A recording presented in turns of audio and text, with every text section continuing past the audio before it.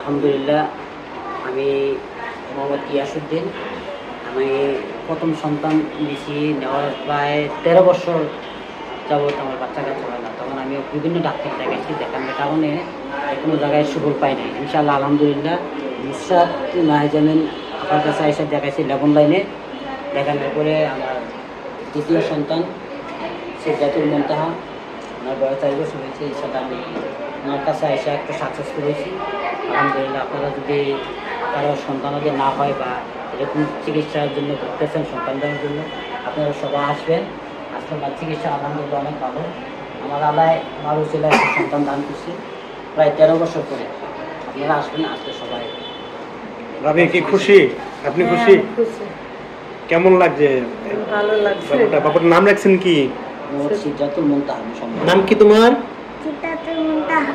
সিদরাতুল মুনতাহা। জি। তোমাকে আনতে যে কত কষ্ট হয়েছে গো। বলে আপনারা সবাই ডাক্তার আপনার কাছে আসবেন। আপনারা সবাই ডাক্তার আমার কাছে আসবেন। আচ্ছা আচ্ছা, ধন্যবাদ। আসসালামু আলাইকুম।